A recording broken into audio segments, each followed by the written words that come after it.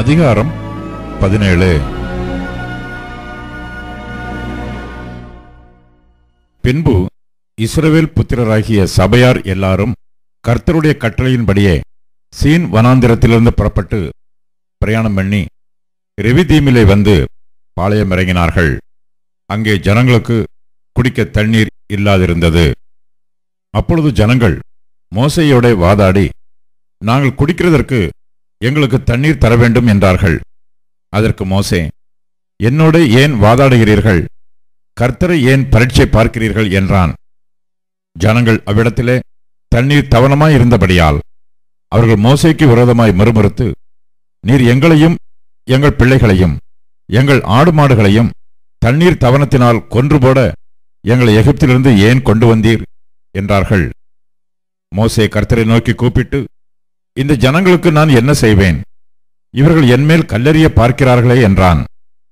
அப்பொழுது கர்த்தர் மோசேயை நோக்கி, நீ இஸ்ரவேல் மூப்பரில் சிலரை உன்னோடே கூட்டிக் கொண்டு நீ நதியை அடித்த உன் கோலை உன் கையிலே பிடித்துக்கொண்டு ஜனங்களுக்கு முன்னே நடந்து போ. அங்கே ஓரபிலே நான் உனக்கு முன்பாக கன்மலையின் மேல் நிற்பேன். நீ அந்த கன்மலையை அடி. அப்பொழுது ஜனங்கள் குடிக்க அதிலிருந்து தண்ணீர் புறப்படும் என்றார்.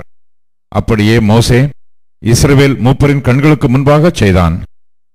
இஸ்ரவேல் புத்திரர் வாதாடினதின் நிமித்தமும் கர்த்தர் எங்கள் நடுவில் இருக்கிறாரா இல்லையா என்று அவர்கள் கர்த்தரை பரீட்சை பார்த்ததின் நிமித்தமும் அவன் அந்த ஸ்தலத்திற்கு மாசா என்றும் மேரிபா என்றும் பெயரிட்டான்.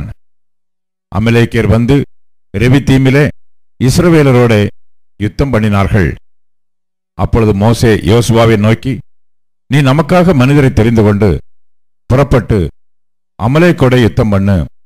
நாளைக்கு நான் மலையுச்சியில் தேவனுடைய கோலை என் கையில் பிடித்துக்கொண்டு நிற்பேன் என்றான்.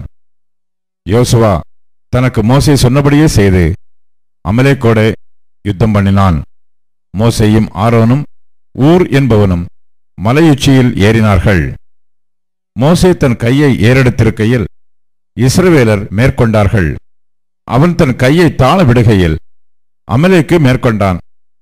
மோசேயின் கைகள் அசந்து போயிற்று.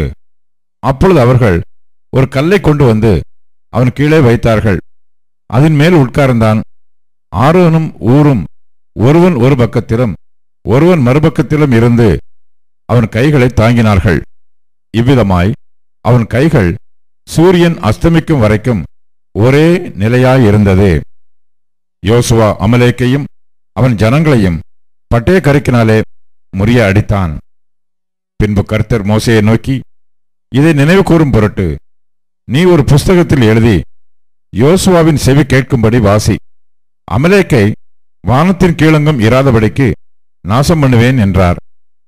மோசே ஒரு பலிபீடத்தை கட்டி அதற்கு யெகோவா நிசி என்று பெயரிட்டு, அமலேக்கின் கை கர்த்தருடைய சிங்காசனத்துக்கு விரோதமாயிருந்தபடியால் தலைமுறை தலைமுறை தோறும் அவனுக்கு விரோதமாய் கர்த்தரின் யுத்தம் நடக்கும் என்றான்.